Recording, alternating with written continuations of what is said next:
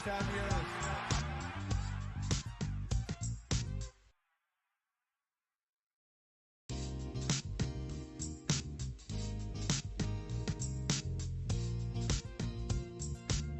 Let me start off with a Twitch feed this morning, and I got to get the whole name right.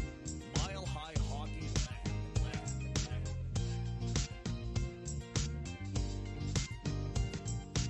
The city of Denver, the state of Colorado, you guys have been fucking amazing for the last 10 years.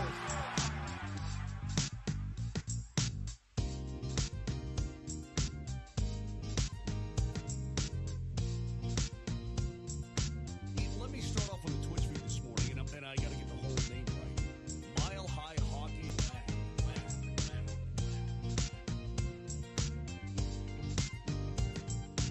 The city of Denver, the state of Colorado, you guys have been fucking amazing for the last 10 years.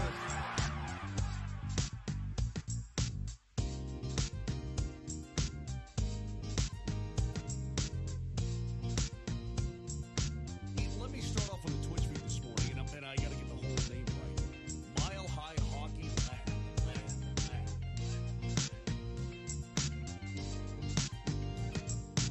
The city of Denver, the state of Colorado, you guys have been fucking amazing for the last 10 years.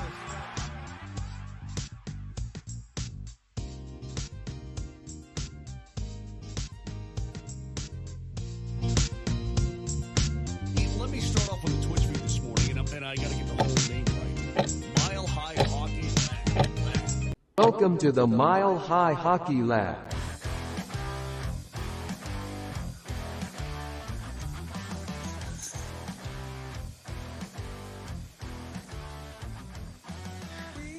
Hello and welcome to the Mile High Hockey Lab. My name is Adrian Hernandez. I am here today with my friends Ezra Parter, Jackie K, and I believe our buddy Evan Lou will also be joining us. So thank you folks so much for tuning in. I'm coming from a different location tonight. Moved the operation into the basement where the cool Avalanche memorabilia are. So if you're watching us right now, thank you so much for tuning in. We have, I guess, lots to talk about.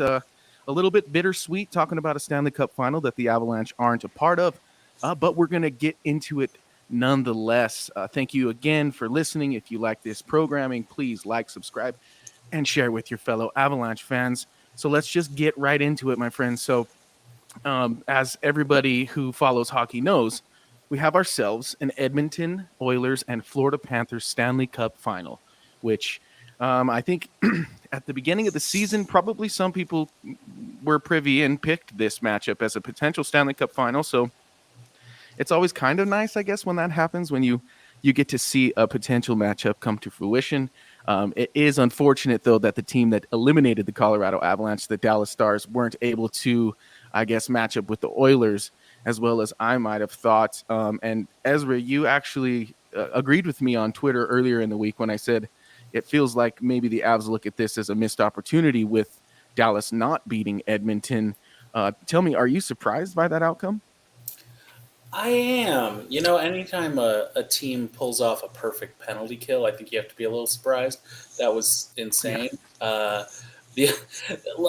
Frankly, like, Edmonton has the top-end stars to beat any team, but so does Colorado, and Colorado's depth couldn't do enough to beat Dallas, and Edmonton's depth didn't do anything either. So it's frustrating to see that happen, where Dallas is just like, against Colorado, we're going to do everything right, and against Edmonton, we're going to do everything right except we're not going to score at all. So it's frustrating. It's frustrating for sure. Yeah, and I think like it's easy to, in hindsight, to be like, oh, the Avs would have been a better matchup, and I understand that, but I do feel like there's grounds to feel that way. Just based on what you mentioned with Dallas, like the scoring drying up, that really wasn't an issue for the Avs per se. I guess there was problems, but against Dallas, and I don't know that the Avs have those same problems against the style of Edmonton.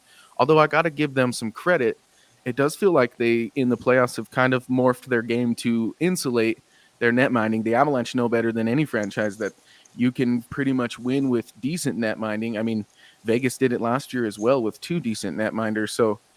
Jackie, every time a team like the Avalanche is eliminated and you're a fan of them, it's a disappointment and a missed opportunity. But how do you think they would have stacked up against Edmonton compared to Dallas? Probably the same outcome, I guess. Okay. I mean, Edmonton played really well, and like if you had asked me before the playoffs started, would I have said I think the Avs are at least as good or better than Edmonton? Probably, but Edmonton shouldn't have beat Dallas, so they played really well to be able to pull that off. So I don't think that the Avs would have fared all that much better. I mean, if Dallas's power play was shut down, well, then the Avs power play would have been shut down. Good point. And Edmonton was able to score first. They did have the comeback, I think, in game 4 or 5, but they were able to score first a lot. They defended well enough. Would the Avs have been able to defend Edmonton Stars as well in these playoffs? I don't know. So I don't really look at it as like, oh, if we just got past Dallas, they would have won. I'm not quite there, so I just think that when you get to the Final Four, kind of anything can happen. So if you get there, you're always in the mix. But I like I've said all year, I don't want to be a broken record. I just didn't feel like this team was constructed good enough. So I just don't think that they really would have beat Edmonton. I think it would have been the same. Well, then I'll skip a couple questions. We know it's obviously New York surprisingly defeated by Florida. I guess surprising to some. I know the Stars outcome was surprising to Evan. With me listening back to last week's episode, he said that they were going to get destroyed.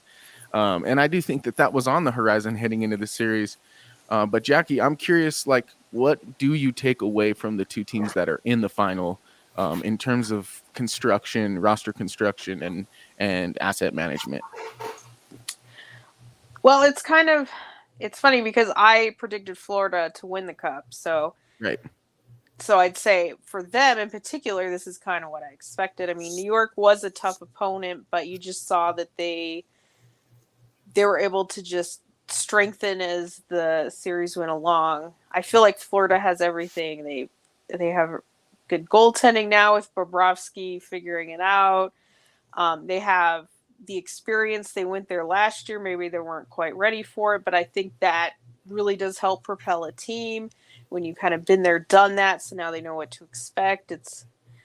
They brought a lot of their team back. They added guys like Evan Rodriguez, which made them better. They've always had good depth. They have a lot of good players. I don't know. Just for me, in a way, they're sort of similar to when the Avs won because they made a lot of acquisitions and adds in here and there that I think have made the team better as they've sort of built along. Edmonton's a tough one to put your finger on because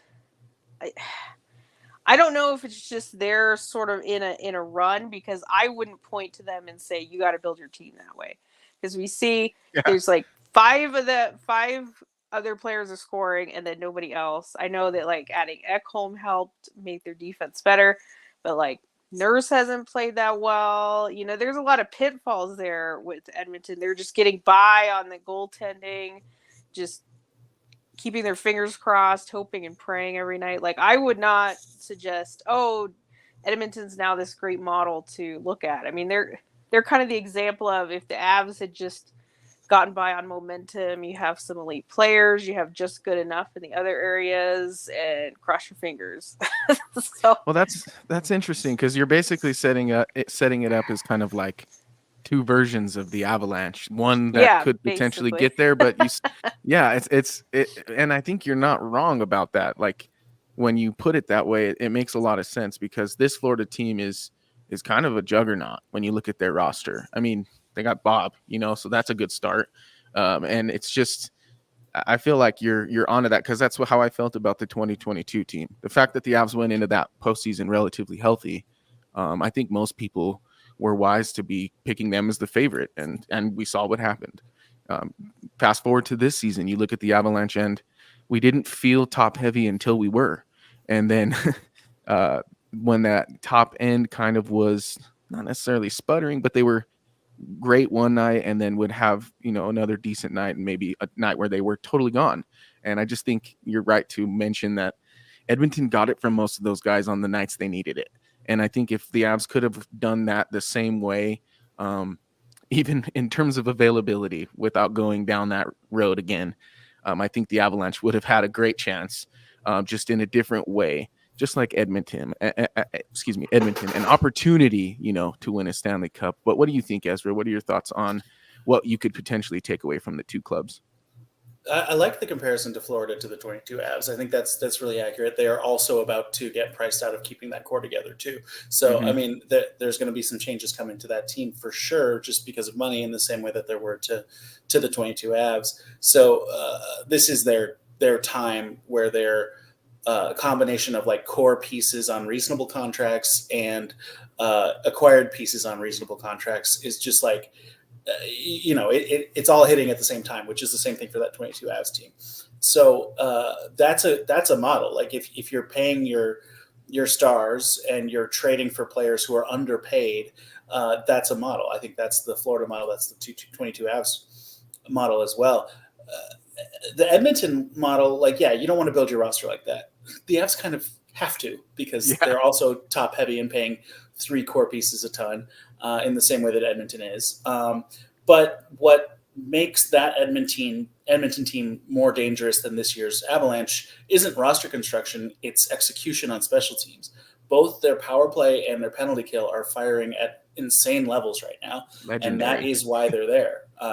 And that's what, if I'm Colorado, I'm looking at Edmonton saying, okay, I'm looking at this final saying, okay, if we want to do it like Florida, we need to find more underpaid players to hit on, and that's possible. That's something that this offseason is going to be all about, I think, and they need to do that. But also, you look at Edmonton, you say, okay, we need to get our special teams units working, and I think that was a strength of the 22 Avs too, and has been a strength of the Avs generally, especially the power play. Right, we talked about that. We might want some tweaks to it. We might want it to improve, but it's also been top 10 forever.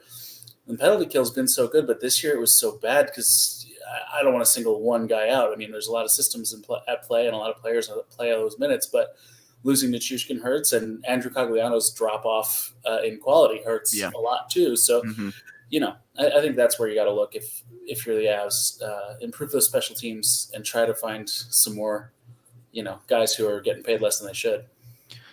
I think that's really well put, because there's definitely something to take from each side. And I think you're totally right about Edmonton's power play and Colorado's lack of power play success. Jackie, you mentioned it earlier. Well, if the Avs do beat Dallas and play Edmonton, if their power play doesn't improve, then it would have likely been a similar outcome. And I think based on not having Nichushkin, the power play, and not entirely that, but it was clearly statistically proven to be a heavy influence on the success of the power play as to whether or not Val Nichushkin was on the ice. So I do think that there's something to that. I like what you two have to say in that regard. I also like, Ezra, you mentioned that Florida's not going to be able to keep their core together financially going forward. Is it Reinhart that's kind of on the chopping block, correct? Reinhart, Montour, a couple other guys, yeah. Yeah.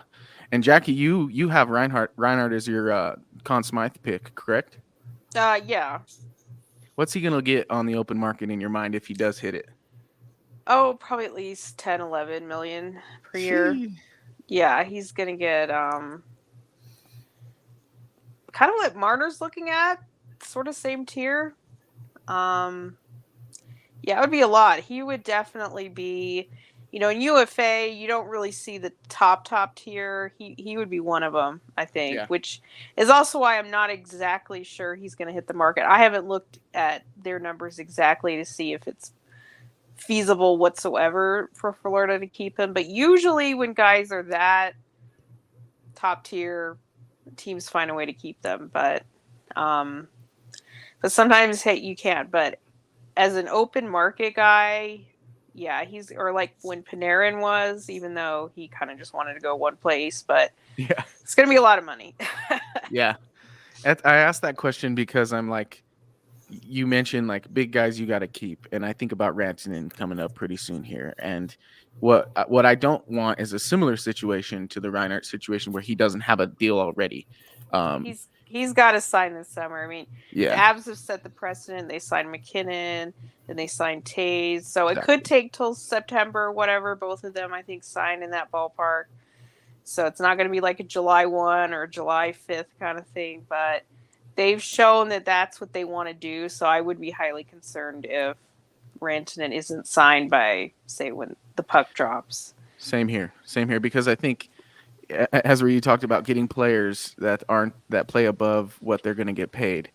That can be true by means of market inflation. True, too. So if we get Mikko a year early, who knows what he would get in that next coming offseason, and you can kind of get ahead of the value in terms of that. But go ahead, Jackie, that's true. That's true, to pay him before he gets the cap increase comparables. Exactly. Right. Yep. Mm-hmm. I think he's going to be pretty clearly slotted behind McKinnon. There's like a hard line in the sand there. He's not going to get paid more than McKinnon. So I think he's pretty easily around that $11 million, which sounds like a lot, but that's only like a $2 million raise, which isn't that crazy. Right. So I think they got to get it done. Agreed. Well, we've been joined by Mr. Managing Editor Evan Liu as well, who has finally graced us with his presence. But thank you for joining us nonetheless, my friend. Let's backtrack a little bit because I do want to get your take on some of the things we have talked about. And folks, thank you so much for tuning in. There's about 108 live viewers right now, so that's pretty cool considering it's off-season content for us. So thank you very much for tuning in. But Evan, we've covered it all basically about the Stanley Cup Final. We've talked about Edmonton and kind of their route over Dallas. I want to get your reaction in specific to that because you were very bullish on Dallas basically bum rushing the Oilers in the Western Conference Final. What changed in your mind, I guess, and how surprised are you? Yeah, it shows how much I know, right? I mean, man. Happens to the best of us, friend. Might need to get rid of the managing editor title here, man. I don't know. They were a good team, though. They were. They were. They were a good team, and they ultimately, I think, just kind of ran out of steam, which is funny because, I was going to say they rely on goaltending, but Edmonton clinched the West by only having 10 shots on goal. So, like, I don't know. It's funny. I think they just kind of ran out of steam. The same kind of goes for the Rangers as well. I mean, they were my cup pick, and ultimately, at least on that side anyway, leaning too much on Igor Shesterkin just did not work out for them really. And you look at like Dallas's depth, like they kind of went missing against Edmonton. I mean, Matt Duchene didn't score a single point. I think that's pretty notable to point out.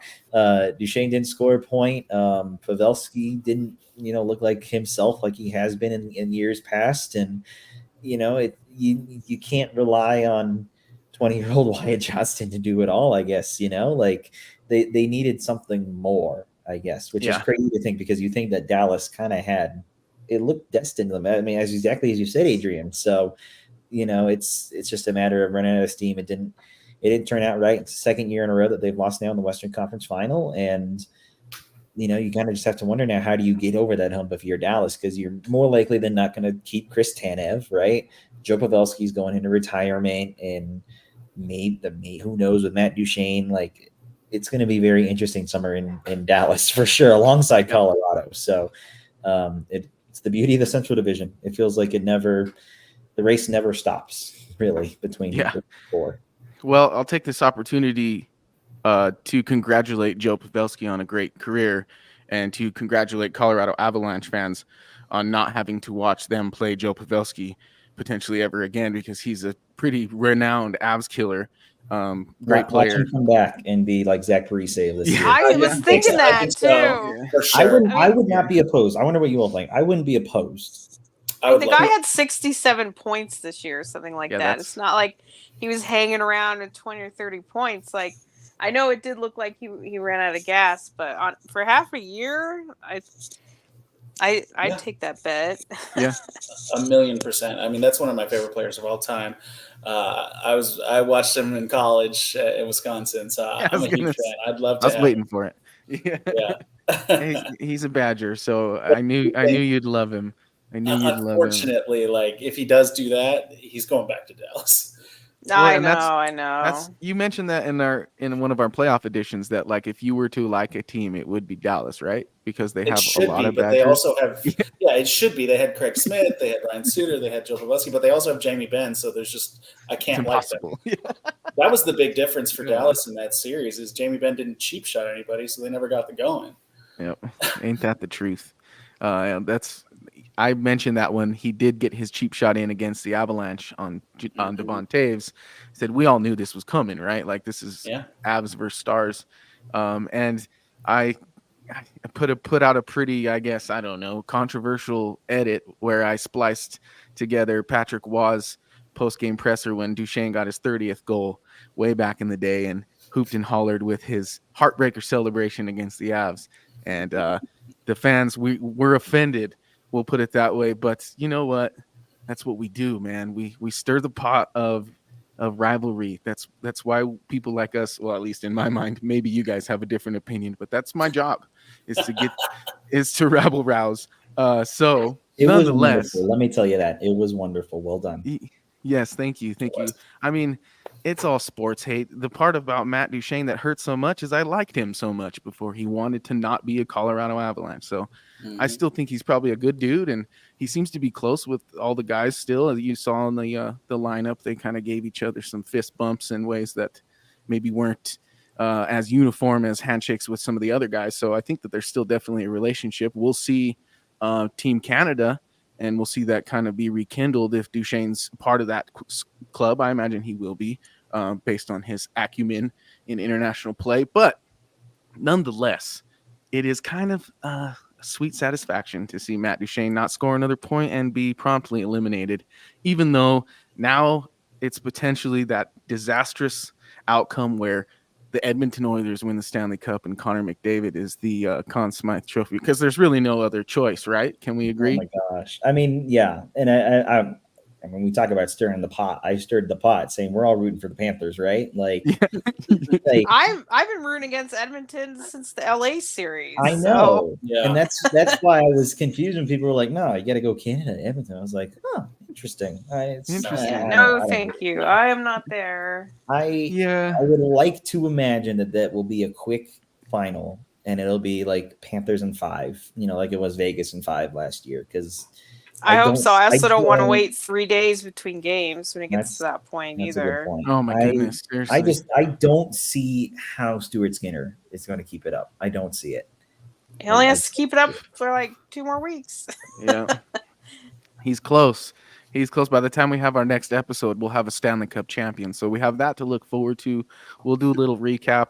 We'll make fun of one more team who gets to be commiserating just like the rest of us, 30 other teams and fan bases. So that'll be fun, except it'll hurt still until we drop the puck next season and kind of jump into camp. So let's segue into the camp stuff and into some potential prospects and draft picks for the Colorado Avalanche.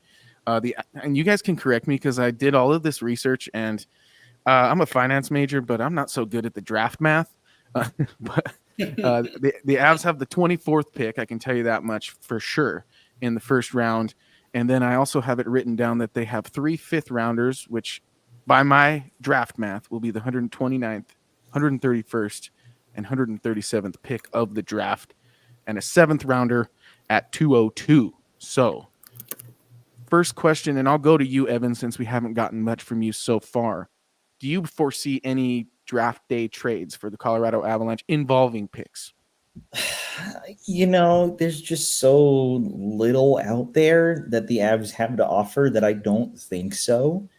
But I also wouldn't be surprised if they do try and work something together. Like whether it's trading I don't even know, like trading somebody on the roster. Maybe it might be like NHL, AHL fringe for like a third rounder or a second rounder, maybe, if they can get anything for it.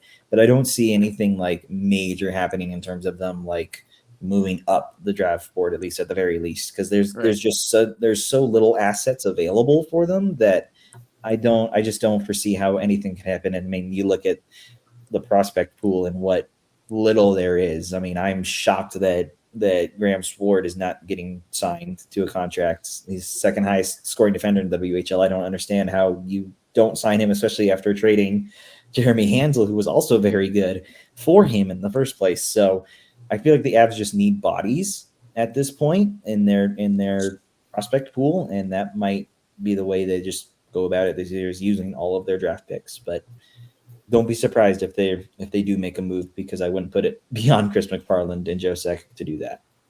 Yeah, I think you're right about it maybe being a move where they trade a roster player for picks, because I think it'll be. You mentioned the kind of the drop off in the prospect pool, and Jackie, I want you to follow up on that. Is there really like a drop off in this year's prospect pool? Because I'm not too keen. You mean the Avs, or you mean the draft? Just in general, yeah, the draft pool. I think this draft class is a little weird because it is not a strong year for the OHL, the National Development Program, and Sweden.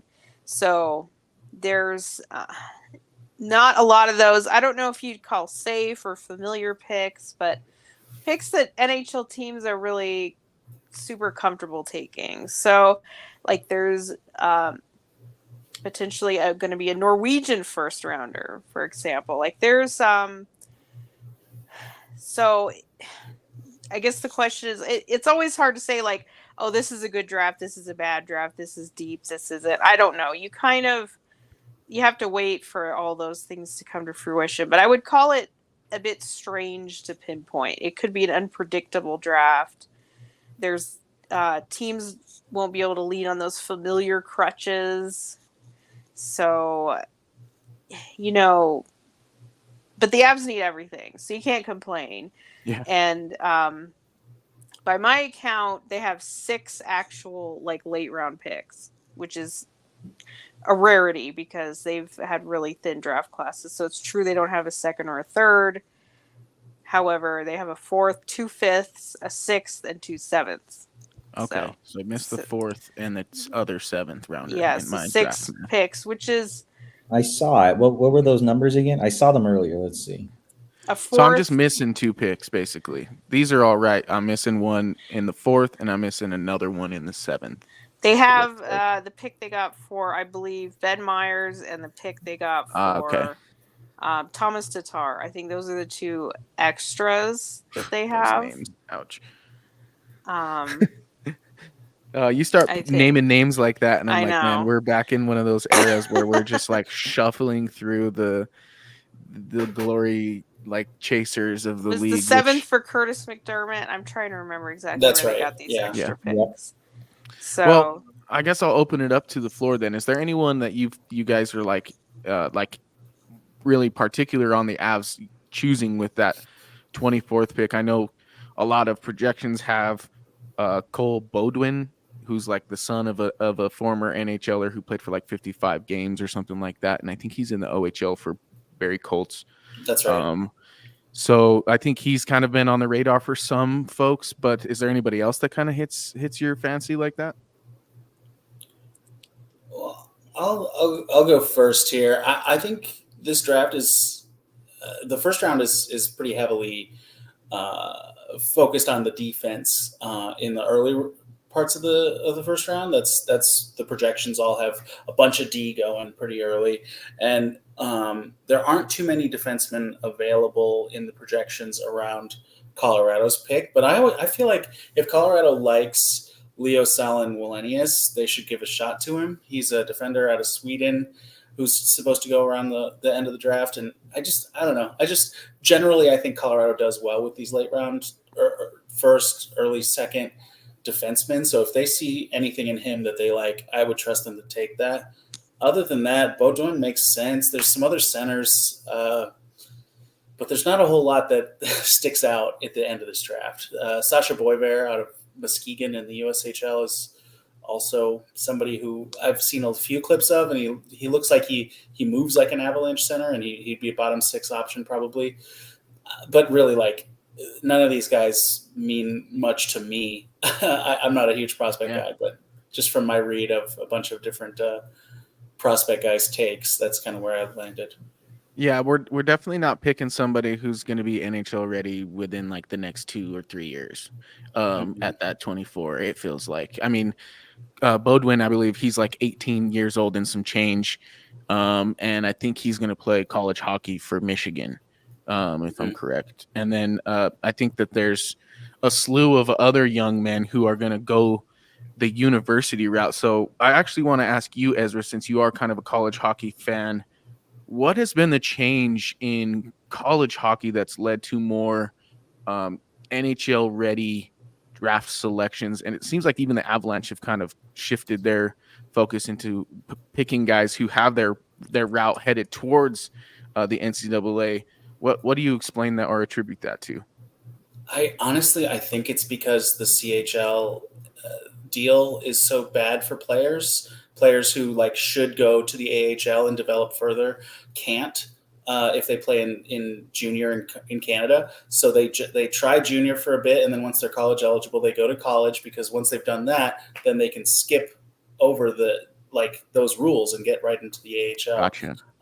And the college hockey game has improved because more Canadians are choosing to play college hockey. Mm-hmm. It's not it used to be just like American guys and some random Europeans here and there, but now it's kind of like the NHL, where the NHL has become more of a mixed bag of players from all over the place. So is college hockey, and I think that's great.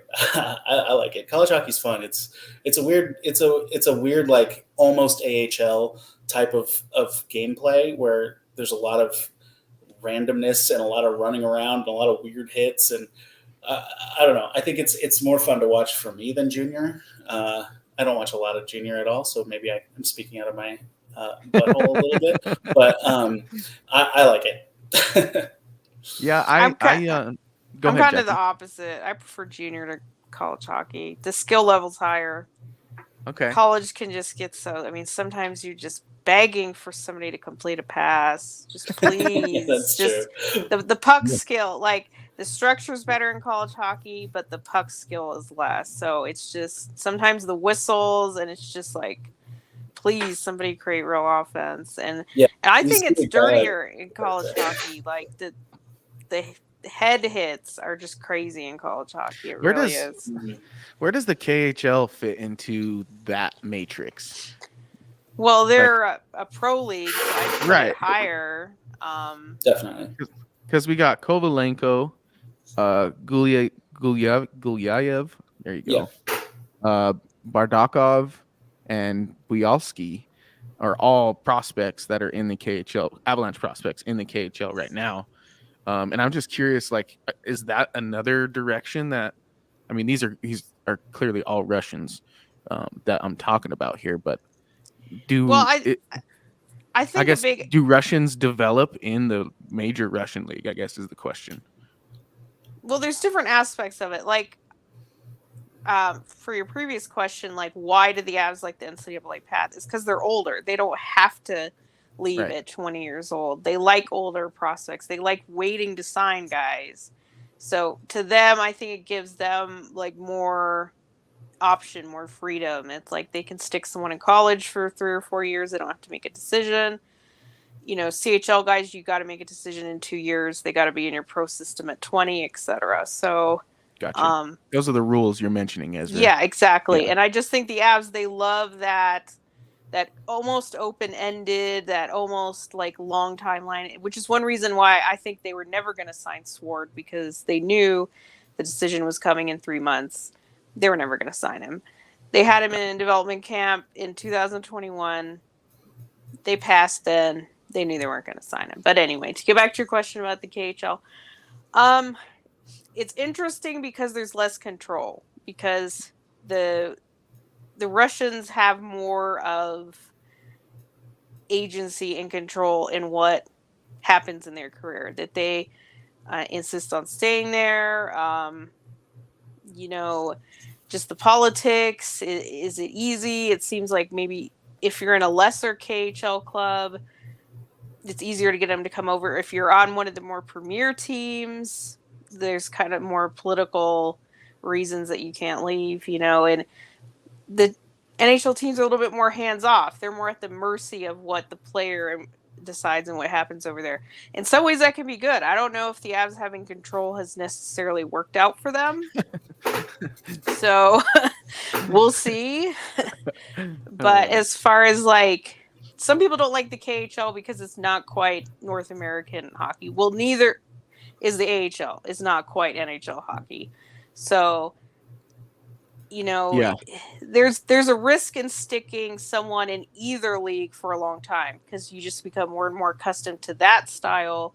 Your habits match that style, etc. So, it's a high level. It's pro hockey. It's playing against men. It's the big time over there.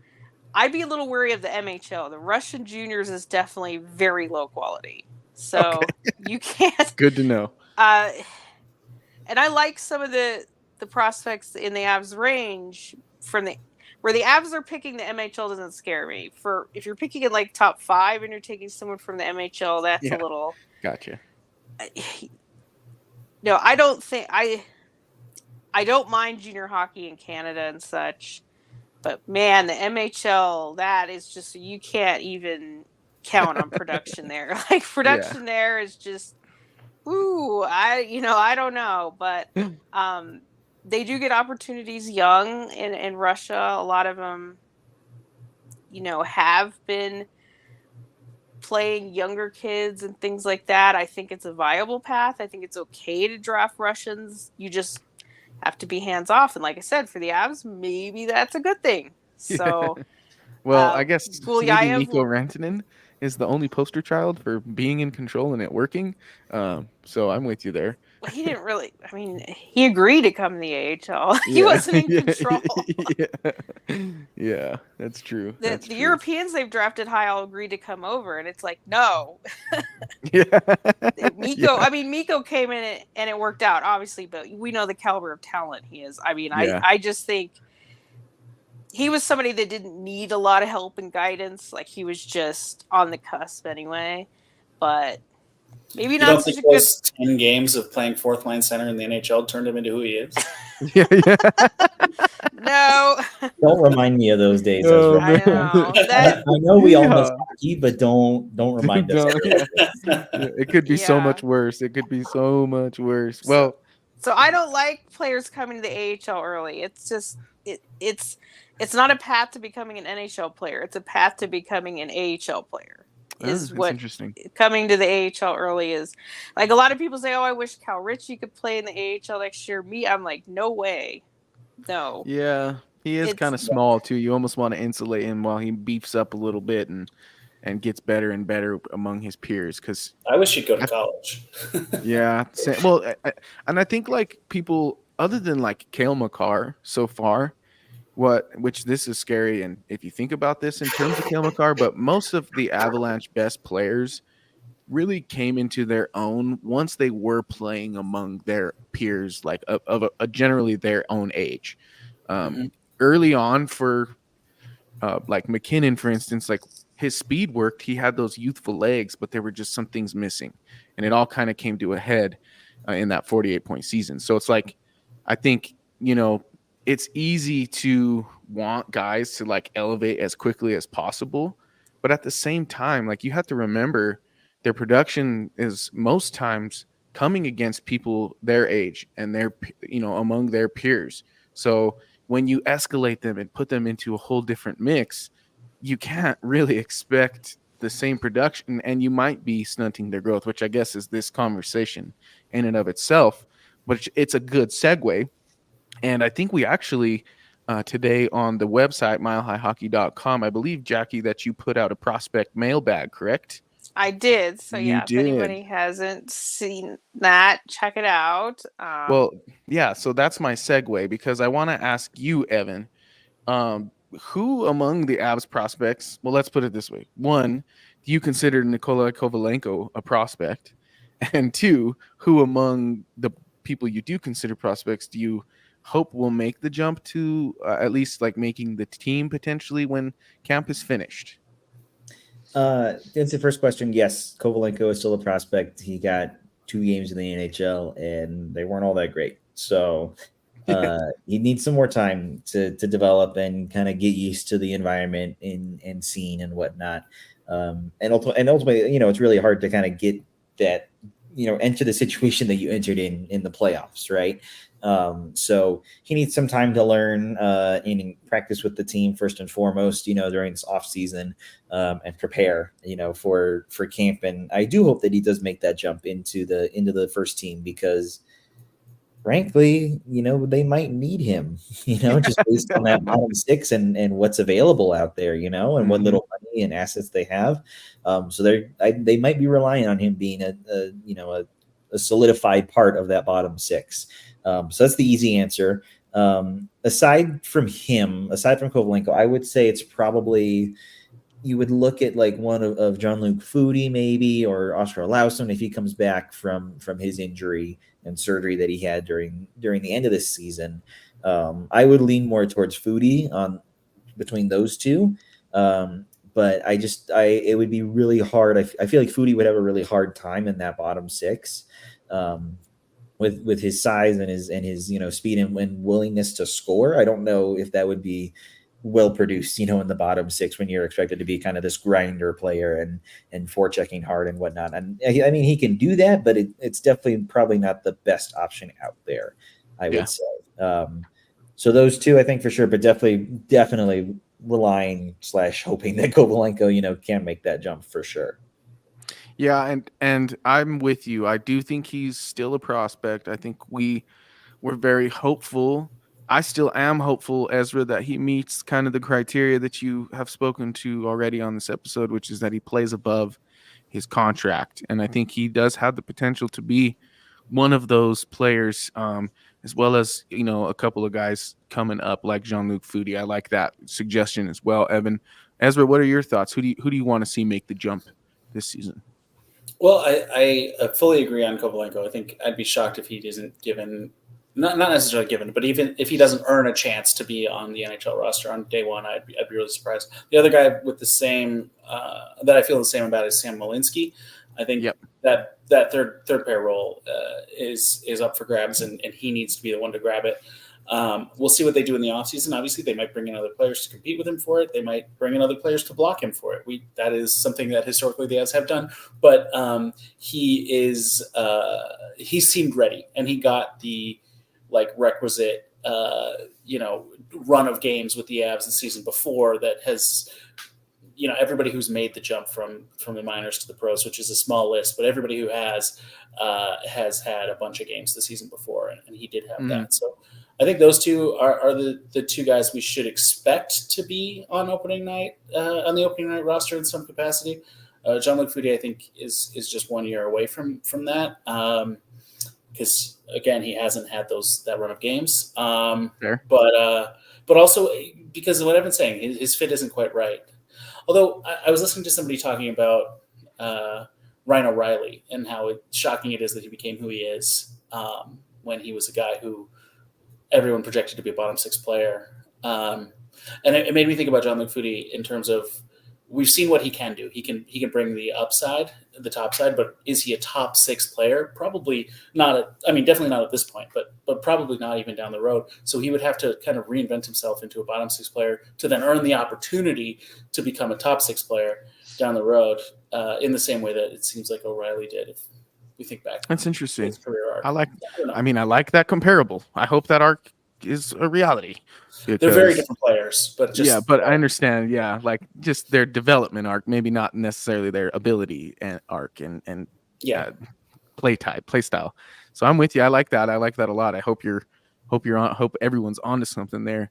But Jackie, now that I've let these two gentlemen touch on their prospects, I want to circle back to the prospect mailbag, and I want to get your feedback. I know you wrote it in the article, but I want to hear you say it to me.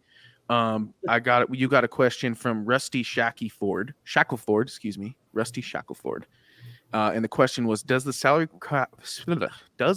cap crunch this summer force the Avs' hand in giving some combination of Malinsky, Barons, Foudy, Covey, OO, Richie a legitimate look in the NHL this upcoming season? Your answer, go. Okay, well, this was my longest answer, so I'll try, to keep it short.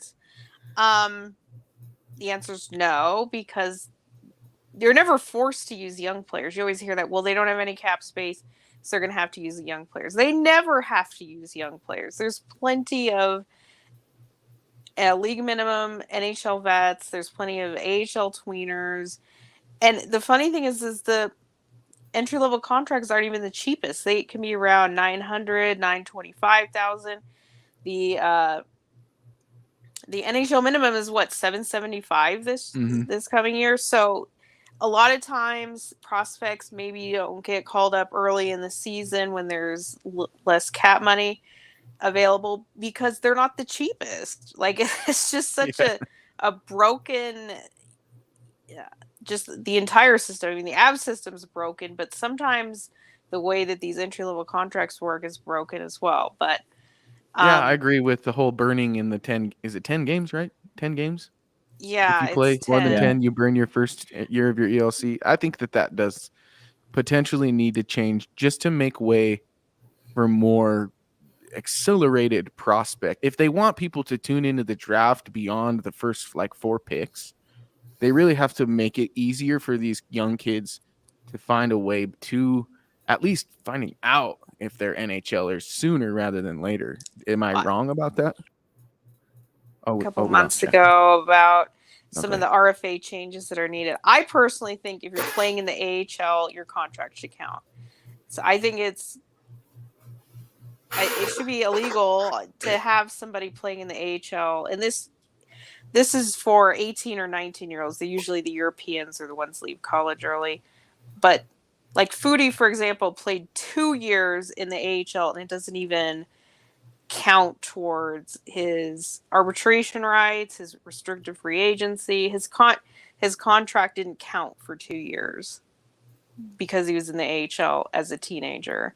So I think that's one thing where this 10-game rule, I don't necessarily think that in itself is terrible, but then I think that takes away the whole CHL problem because wanting to have players play early, like Cal Ritchie, he can't, blah, blah, blah. Well, if you have to burn his contract year, then it doesn't really matter what the CHL has to say. Then it's the NHL teams have to put their money where their mouth is. Do you really want to invest a entry-level contract year on this guy in the AHL? And you'd probably find a lot of them don't. And probably the ones that they would are the ones that will split time. And those are probably the ones that need to be in the AHL anyway. Yeah, exactly. Is the ones that would split time. The ones that you want to park there for a whole year for free, no, you shouldn't be allowed to do that anymore. Agreed. And I was gonna say, I mean, look, was it this year or last year where was it Prosvetov who was about to reach 60 games and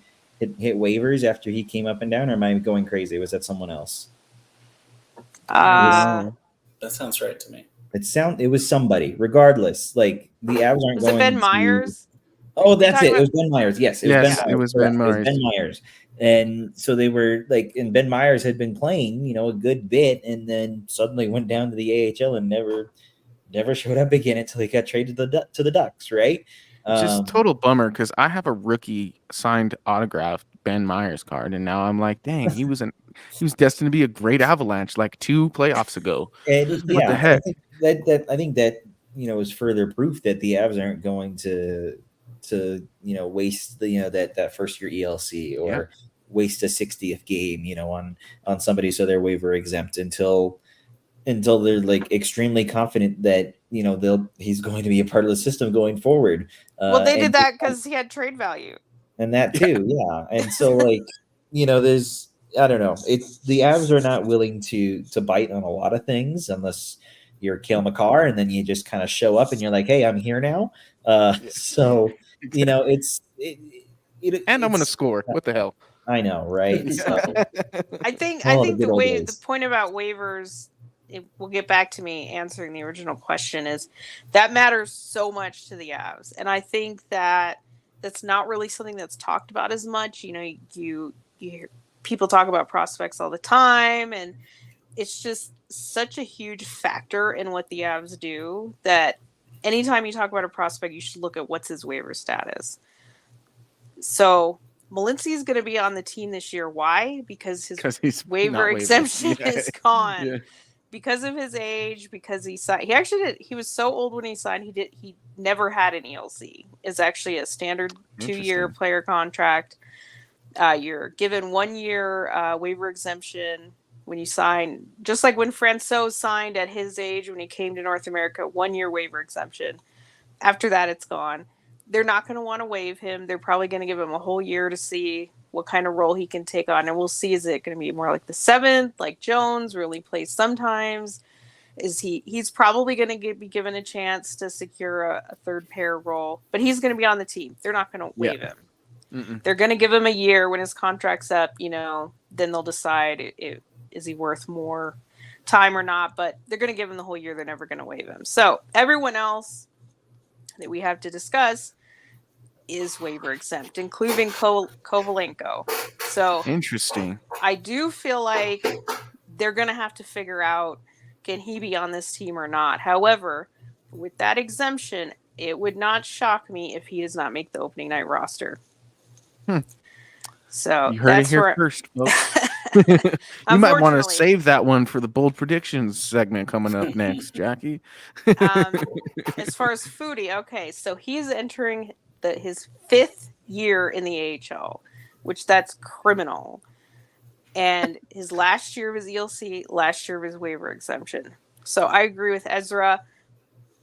Absolutely, you need to look at a pattern. How much has the guy played in the NHL the year before will tell you if he has any chance of sticking on the opening night roster or not. Malinsky, yes. Foodie, probably not. But it needs to happen in this year, because if he gets to the 6th year, no waiver exemption, it's probably not going to happen. So okay, I think he'd be fine in a third line role. Actually, I think they're grooming him for. He's not a top 6 player. I think with his play style, it's fine. He can add some offense. I think he's not what you would call traditionally scrappy, but I think he gets in there. He's can be an energy player. He just has some skill. I think that's the role that he's going for, is third line role. I think that's what he's been groomed for. I mean, he plays in the top 6 in the AHL just because that's the only way to get production, and that's the only way to even get on the radar. Like, you're not getting an NHL job from the 4th line in the AHL. Just doesn't happen. Miko was not on the 4th line in the AHL. Miko was the rookie of the year. So this is a good segue for bold predictions for Ezra to bring in, like, Peter Holland is going to make the NHL roster. No, he's not coming back. No. Peter Holland's not going to make the AHL roster. Yeah. When we see all those tweeners they sign on July 1st or 2nd, those are the ones that you probably should pencil in as making the team, and we'll see who those guys are. I find it interesting the Avs have not signed any college free agents this year. They have not signed any Europeans. Usually they sign 1 or 2 after the World Championships. Yep. They haven't signed any there. They have signed very few existing AHL player contracts. I think just like Chris Wagner. Mm-hmm. Other than that, the goalies, they signed Antonin and Minor. Other than that, they didn't sign anyone. They haven't signed Brad Hunt. They haven't, who are they going to fill out the organization with? I'm a little concerned. Well, this is Dallas why I say I'm very concerned. I'm sorry, what was that? Dallas was still in the playoffs, so they couldn't take any players out there. Yeah, I guess. Are they just going to sign 4 more Texas Stars again? I don't know. It's just interesting. And then, like we said, they didn't sign Sword. The only prospects they signed were Ivan, who was already there, and Barons, and no other prospects. So what are they going to have, 30 contracts? I don't. Well, there's always a Tomas Tatar out there somewhere. And Lord, don't remind us, Adrian. I wonder if they're waiting to see what happens with Drouin. I know Drouin doesn't directly impact AHL players, but I do wonder if they're waiting to see what happens with their own crop of guys, because there's like Drouin, Duhaime, Trent, and all those guys that could potentially have roster spots or could potentially be totally gone, that have some bearing on what they do elsewhere. Yeah. But that's not direct. It still is strange to see them not following their normal patterns. So we'll see. Yeah. Also, I want to say, Jackie, you said you agreed with me, but I think I stole that talking point from you. So you know what? Well, that then fully definitely means you agree. I fully learned about that. That you agree with me. So yeah, I appreciate that too. But And then the others, like Barons, I think they're just going to totally give him the rookie treatment. Yeah. Like he's not going to be an option. Like he might get a call up, but he's not like factoring in as an option. Lawson, the poor guy has 2 more years left on his ELC. There's not going to be urgency. So he's probably just going to get a couple games here and there. Like the Avs need urgency, a reason to feel urgency for any of these guys to make it. So if they still have waiver exemption, assume they're probably going to play most of the year in the AHL. That's just the way it works. I mean, other than Kovalenko there's a reason for a little urgency there, but I wouldn't be surprised if he plays more in the AHL than people expect. To add to that, though, part of urgency can be like a player playing so well they demand to move up. That is urgency in a way too. So I don't think anybody we've talked about is going to do that, but it is a factor. Hopefully, Yeah. I mean, they're just not on the same level playing field. I mean, you have a guy like Olofsson. Well, he has a guaranteed contract, or a guy that picks up on waivers. Well, they can't waive him, or there's all these reasons, and you might look at a guy and say like, we like him. But then, what is the opportunity he's going to get? Is he going to get 5 minutes on the fourth line? What would someone even have to do to get their attention? And I almost feel like it's an impossible situation. Right. Well, Cal Ritchie still doesn't have a contract, so I know. McFarland said 2 weeks ago he'd be signed soon, so I guess soon wasn't what imminent soon. It just means but that kid, what else could he have done? Nothing. I feel like his teammate Seneca, I'm probably not even saying it right. Seneca is going to sign his NHL contract after he gets drafted this year before Ritchie. Yeah, that's one of my bold predictions. Well, thank you folks for tuning in. We have about 167 live viewers right now. Pretty good for an off-season episode, I guess, if you want to call it that, with the Stanley Cup Final on the horizon. But we have a comment from Anthony Pacino, who's a frequenter of our program. So thank you, Anthony. We love having you on. He says, how about trading a first and Val to Utah? $40 million under the cap. They can use Val's contract to hit the cap floor. Probably need to give them another prospect too. And I responded in exchange for, because you're going to trade a first rounder and Val. I mean, you're not going to win that probably. I don't think Arizona's like bottom of the barrel anymore. Try to win. Utah, whatever. New Arizona is bottom of the barrel. They're not like just gonna scrape by.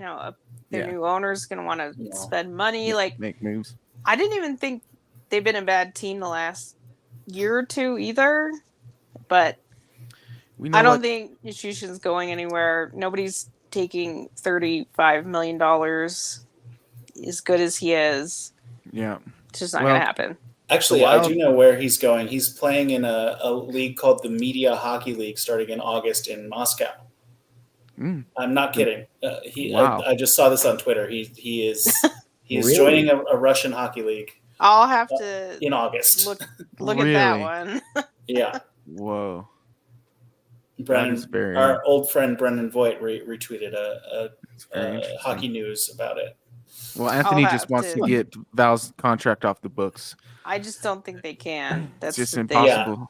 Yeah. No, I think that giving up assets to move him is a mistake, and I think that teams taking him on before he's reinstated would be a mistake. I could see him getting traded once he's back. Agreed. And he'd be traded for probably minimal value, but giving up assets to move him just doesn't make any sense. Yeah. Well, and Anthony's onto that too. He says, "I have no faith he makes it through protocol." So I think. Well, then they'll never have to pay him. I mean, they don't have to pay him until if he doesn't. Yeah, if he doesn't satisfy what they want for reinstation, then he never plays. Then they never have to pay him. He's not on the cap. Or if he comes back and like, there's some people that think that the program's nothing, that he'll just have to pass one test and he's good to go. Obviously, it's not, because he didn't pass stage 3 of it. So, we'll just pass the test to get reinstated. But yeah, then stage 4 is going to come up pretty quick. Yep. Then if he didn't do anything to get better or take control of his addiction or whatever you want to say, and that he's going to fail again, well, then they're off the hook. They don't have to pay him for a year. So I just don't think that they really have to do anything. And also he's in the program. I don't think you can just like if they wanted to morality terminate him, it would have been last summer after the Seattle incident. But now he's in the program. Now all parties have agreed to abide by it. The Avs just can't say, "Oh, it's not good enough for us. It's not working for us anymore." Like, no, they are in the program in this situation as well. Yeah. So, Well, I think they're just kind of stuck. Yeah, I would agree. We're going to have to see that one through until he either does or does not make it through protocol. And then Ezra, like you mentioned, if you're trading him, you're losing value because he's a good player when he's in his best form. And to be clear, I'm okay with that. Yeah, exactly. Like if he needs to be moved, he needs to be moved. He needs to be moved. That's fair. Because if he's not performing to the or if you don't see him as a $7 million player, then you should trade him. I think that's fair. And Anthony, I think that you are not alone in wanting to get rid of that situation, but I think unfortunately that one's here to stay for the next couple of years. But let's get into our bold predictions. It's the last segment. We're running a little long here today, but that's fine. You can catch us on Apple and Spotify podcasts. If you enjoyed this program, we have 64 other episodes available, kind of chronologically following the Avalanche over the past couple of seasons. So go check that out and give us a follow, and be sure to download all the episodes. It really does us a solid. But let's get into not last week's, I guess 2 weeks ago's bold predictions. Jackie, you said that you had Florida winning the Stanley Cup, which is still alive. And Sam Reinhart, winning the Conn Smythe as well. So that's a ding for now. We'll see about that Conn Smythe. Ezra seems upset. Ezra, we had you with the Rangers and Chris Kreider. And Evan, you also had the Rangers and Artemi Panarin. And I'll just give you guys the wrong buzzer simultaneously so it doesn't hurt quite as bad. And then mine was also right, sort of. I hope to God I'm not right about Edmonton winning the Stanley Cup, but that's who I picked, and that's Connor McDavid for the Conn Smythe. So we'll see how that works out between now and our next episode, which will be another 2 weeks from either today or somewhere in that ballpark.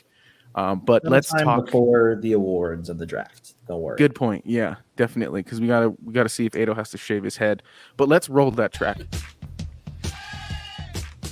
It's a bold strategy, Cotton. Let's see if it pays off for him. I call that bold talk.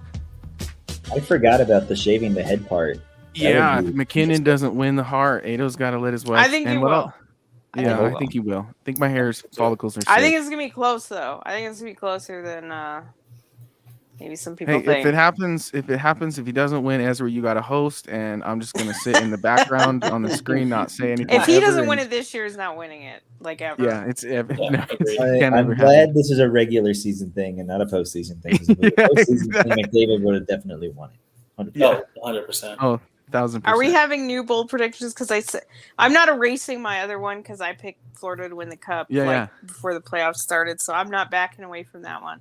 No, but I do have an additional one. Yeah, I was going to say, I think you and I have the potential to earn 2 dings next time if we are confirmed by our champions with both of us having the opposite side. So one of us will be getting 2 dings in our next installment for sure. So I do want new bold predictions from everyone today. Okay. And I'm not going to do any qualifiers other than it has to resolve before our next episode so that we can hand out the dings or X's. So let's go with you first, Jackie, since you're ready to roll. Okay.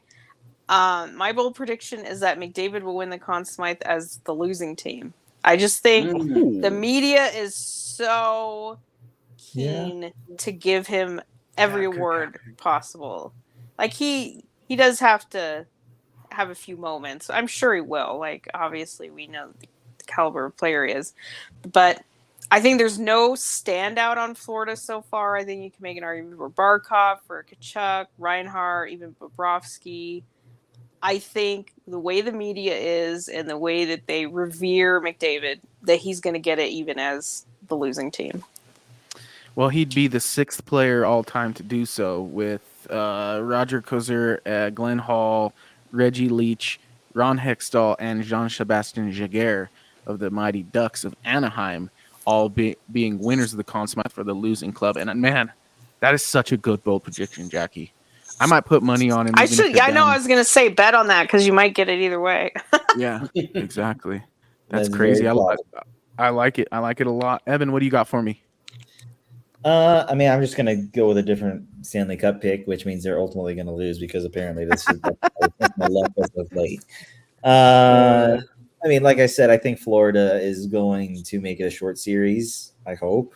I've never been a bigger Florida Panthers fan in my life. It's just how it is. So I'm gonna say Panthers win in.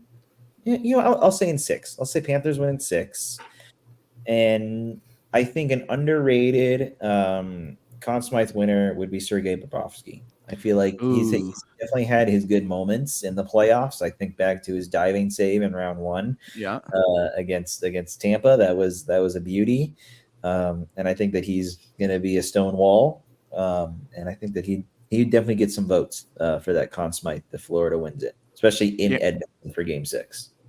Yeah, I was gonna say they're likely gonna need a solid performance from him if Edmonton's power play is still rocking and rolling. That's kind of like goalies are a good pick. I think at least one goalie is a good pick for Conn Smythe. Not to take anything away from Skinner, who's clearly elevated himself a little bit here in the playoffs, but I don't think anyone's got him. If it's Edmonton, it's McDavid. I think we all can agree upon that. So I like that pick though of Bob. I think he's kind of the X factor for the Rangers if the rosters kind of match up evenly based on Edmonton having McDavid, who can kind of apparently just cut right through Dallas's defense in a way that Avs just apparently had no. I think everyone's right about Dallas kind of losing some gas because there was some ice out there, man, and that was not a thing against Colorado. But I digress. Ezra, what's your bold prediction this week? Well, I don't want either of these teams to win. I don't. Too bad. There's players. Thank you. Yeah, fair enough. There's players I dislike on both sides, but there's one player I really like, and so I'm going to make my bold prediction center around him. We're going to see Calvin Pickard back in on the ice. Oh boy! Is it injury or performance or? I don't care. Or either. I think it's probably performance, but I'm going to say either way. We'll see Calvin Pickard again. I like on the ice, not on the bench. I like it. You guys are firing all cylinders today. I've been jokingly saying it in our hockey group chat. They just put Jack Campbell in, you cowards. Just do it. Put Jack Campbell in. He's sitting there. Use his money. Might as well. Come on.